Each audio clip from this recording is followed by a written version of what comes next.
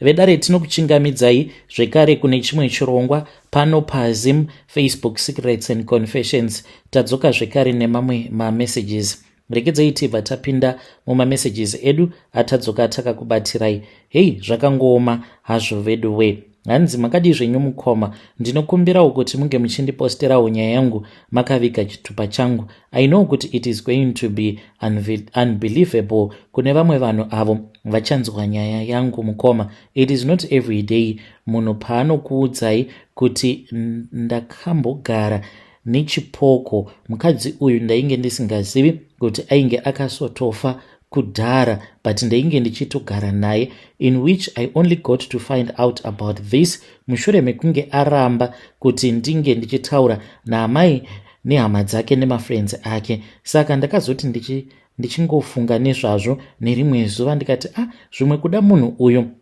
anenge atori nemurume kuzimu uko. Ndopandakabva ndachizotanga kuita tsvakurudzo dzangu paFacebook, ndikabva ndachizotanga kutaura nasisi vake. Chavakangoita ndechekuti mushure mekunge ndatanga kutaura navo paWhatsApp, vakabva vangoisa voice note vachichema kuridza mhere vachiti, kasi uri kutishurira here?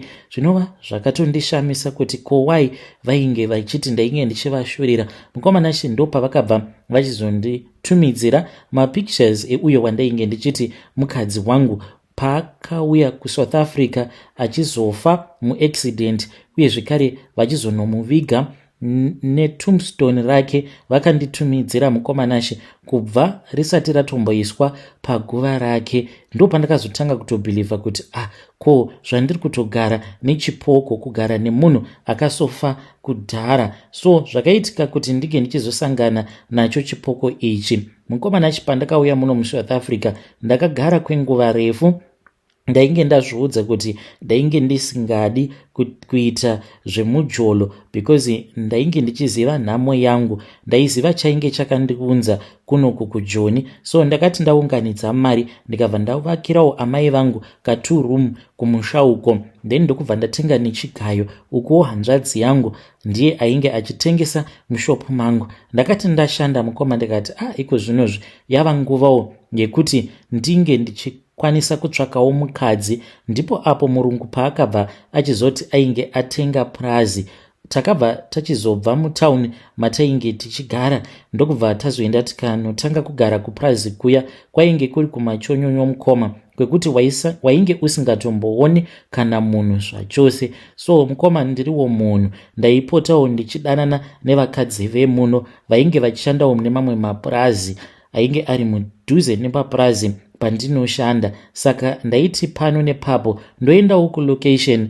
at least ndonobvisawo huturu ndobva ndadzoka zvangu. So nerimwe zuva mukoma ndainge ndiine kamari kangu yainge itori fortnight. Ndakabva papurazi pandinoshanda ndokubva ndatanga kufamba zvangu. Ndingangoti it was somewhere kuma past 6, but yainge iri nguva iya yechando zvekuti kunze kunokurumidza kusviba. Mukomanashi kubva kumapurazi ikoko kunosvika kulocation unotofamba kana zvekuma 2 hours something. Mukomanashi ndakafamba. Zvino ndakati ndichifamba kudaro ndipo pandakangonzwa kuti painge paine munhu ainge achifamba achitevera kumashure kwangu, asi ndaiti kana ndikacheuka ndainge ndisingakwanisi kumuona. Ndikati zvimwe kuda yainge iri mbavha ndigoti ndotanga kumhanya. Mukomanashi ndakamhanya kwenguva refu, asi munhu uyu naiyewo ainge achitomhanyawo. Ndikati kochiko chiri kumboitika? So ndakazoti ndamhanya ndikabva ndazoona motikari,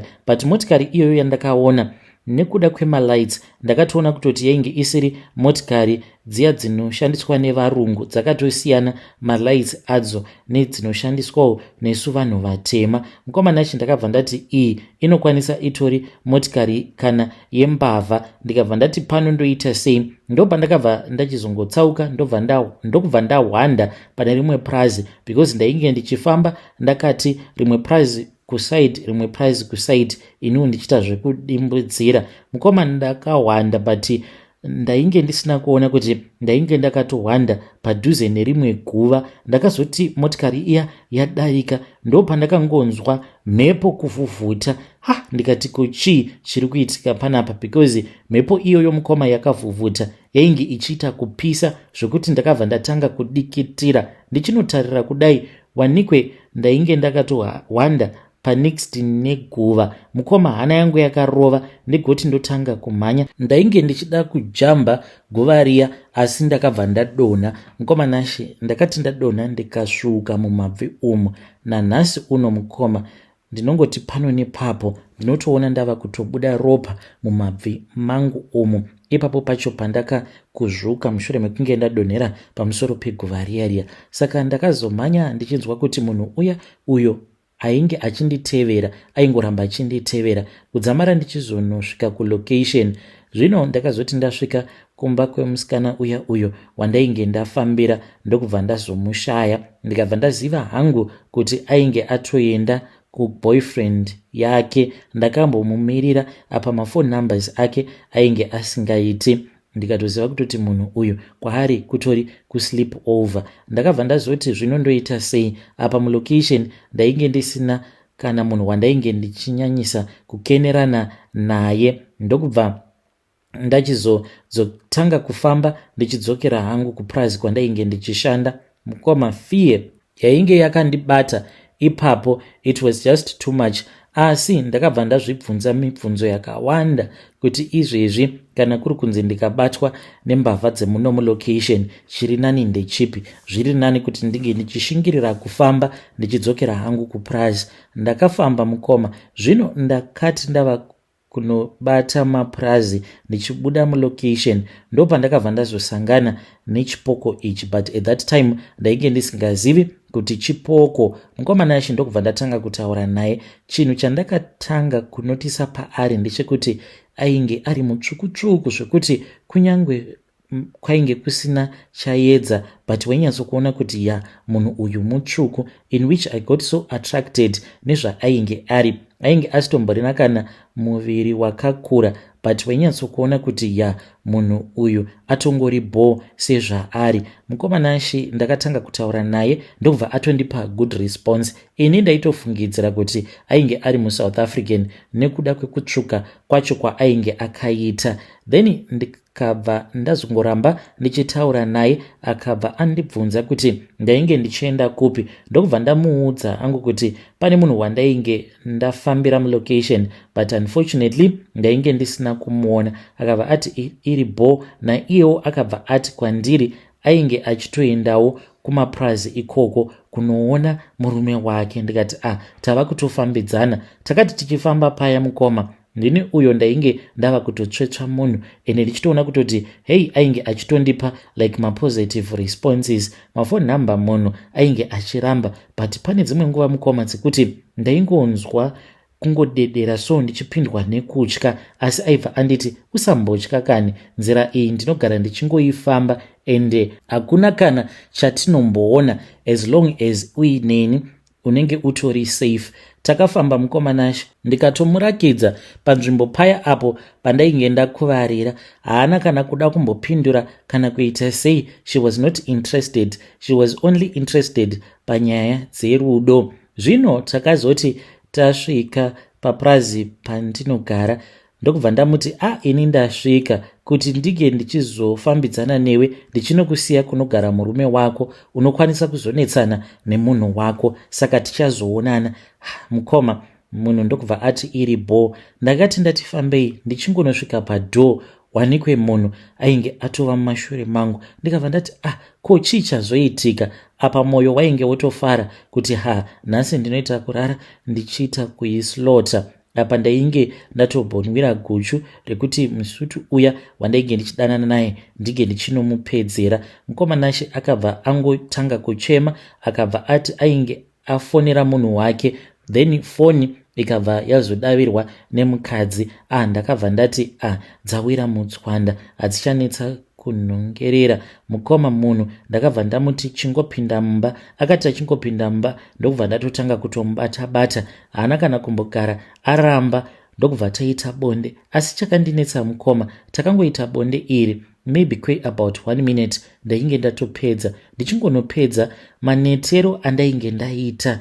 But mangwana acho manje munhu uyu ndakatombomushaya kwechinguva ndichingomutsvaka. Ndopandakazonzwa munhu ari panze ari bhizi achiwacha. Ndikati ko iwe chii chaitika, because dhoo rainge rakatokiwa. Asi nekuda kwekuti munhu uyu ndainge ndanakirwa naye, mukoma ndakabva ndatomuhaijeka mushure mekunge andiudza kuti kulocation ainge asitomborina kana kwekugara. Ndikabva ndati nyaya iripo ndeyekuti iwe wava kutogara panapa, akabva ati iri bhoo. Saka ndozvinondinetsa izvozvo kuti hongu ndakazotorakidzwa evidence yekuti munhu uyu wandakagara naye ainge akasofa kudhara uye zvekare akafira muno muSouth Africa. But zvinoitaiwo here kuti chipoko chinge chichifamba masikati? Munhu uyu mukoma aitova mukadzi wangu wandaitoswera ndichitoita nyaya naye. Handina kana zvimwe zvandaimboona zvokuti ndingati ainge ari chipoko. Zvinova zviri zvinhu zvokuti zviri kundinetsa kusvika pari zvinozvi, even though pano nepapo aimbopinda mune mamwe mazimudhu ekushaya kuziva kuti munhu anenge akatsamwei. So ndakazoti ndaita maresearch ipapo mukoma ndiri kubasa, ndikarakidzwa evidence yose iyoyo. Ndakabva ndati munhu uyu handisi kuda kana kumbomuudza kuti this is what have happened. Mukoma ndakangosvika kumba ndikabva ndaona painge pakanyorwa katsamba, ende ainge asina kumbonyora mashoko akawanda. Ainge akati mudiwa wangu tichazosangana munyika inotevera. Zvepano pasi ndazvitadza ini, in which ndakabva ndafungidzira kuti munhu uyu maybe atoenda kunokomita suicide. Ndakatenderera nepurazi rose mukoma kusvika kunze kuchizonosviba. Ndava kutya zvino ndokubva ndadzokera hangu kurumu kwangu. Apa murungu ainge asipo, kwaita mazuva zvekare kusina kana magetsi, nekuda kwekuti ndainge ndaudzwa kuti munhu uyu chainge chiri chipoko. Ndakaswera muswero wese wezuva ndingori pafoni ndichitaura nasisi vacho vachindiudza nyaya dzose idzodzo dzainge dzichindivhundutsa. So ndakati ndava kubuda ndichida kuenda kunomutsvaka, ndopandakabva ndazosiya foni yangu pachaja nekuti magetsi ainge adzoka. Mukoma Nashi ndakati ndichidzoka foni yangu ndakaishaya.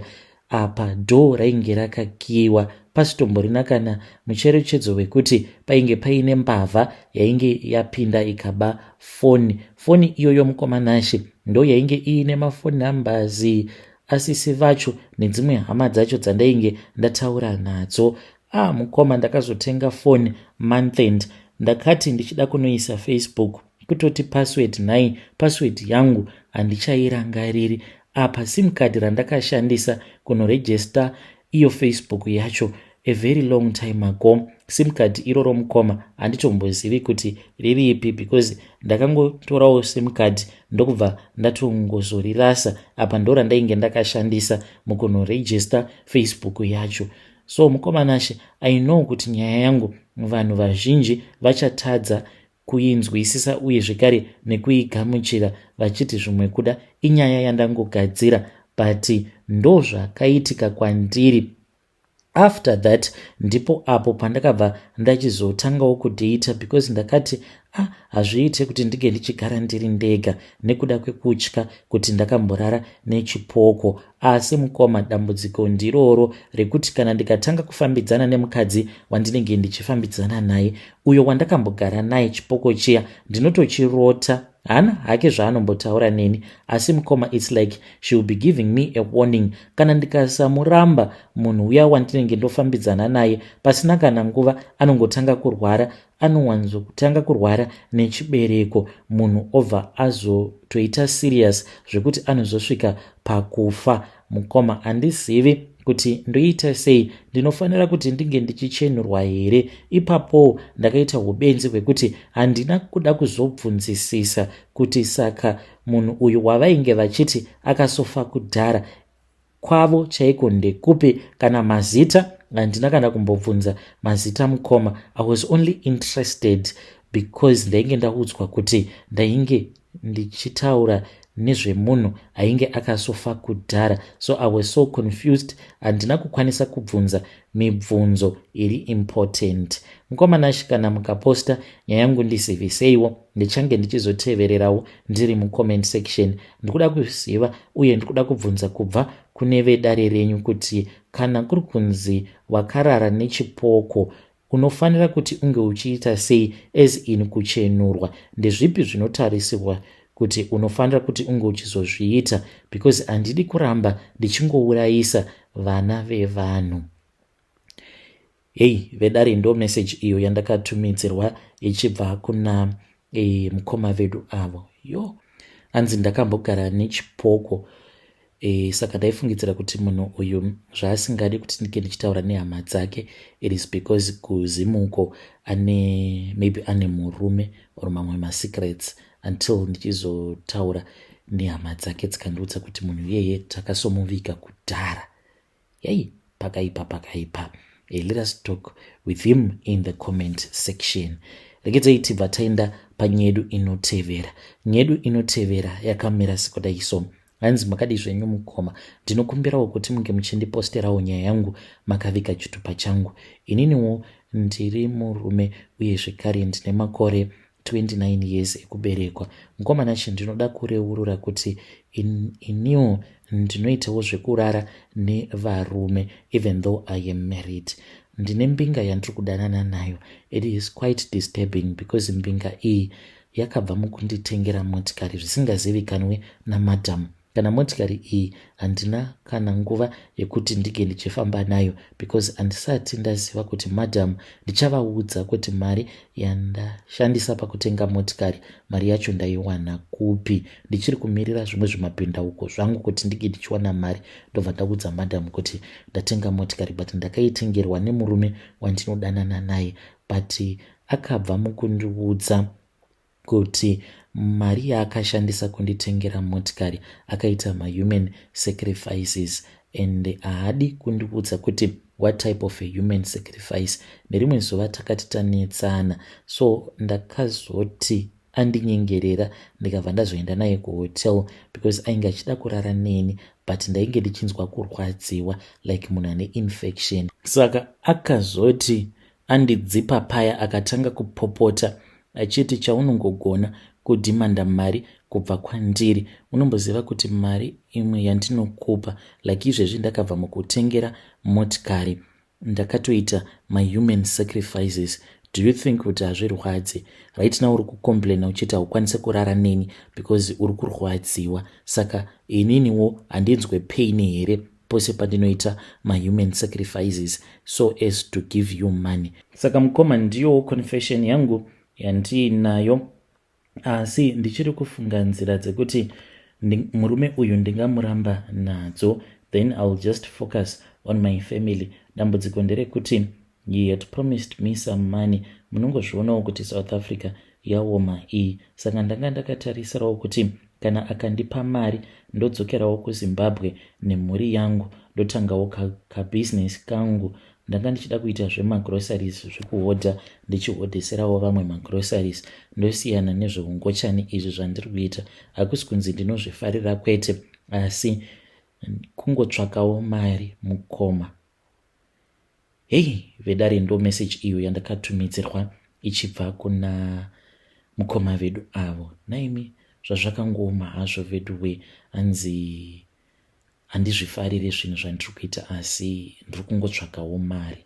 Apa munhu wacho ava kundiudza kuti iye kunditengera kwaakaita motikari akatoita human sacrifices. Strange things indeed, they do happen in this world.